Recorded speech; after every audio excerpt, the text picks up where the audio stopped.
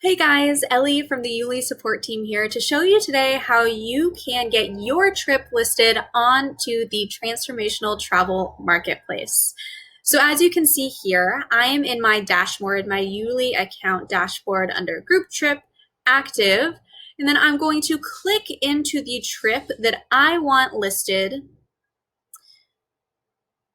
on the TTC, the Transformational Travel Marketplace. Once I click into that trip, I'm going to go down all the way to the bottom of my menu, my planner menu, and click Manage Trip Planners.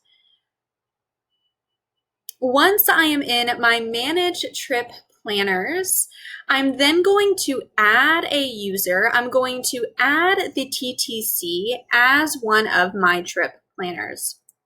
So I know that it's Tanner at transformational.travel is the email that you are going to want to add.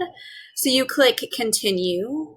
You are going to be prompted to make sure that this is the email that you want, which it is.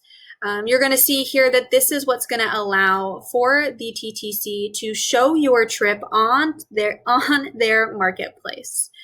Make sure that you're not listing the TTC as a contact, right? So click no, and then click add. From there, you're going to see that TTC Tanner email shows up.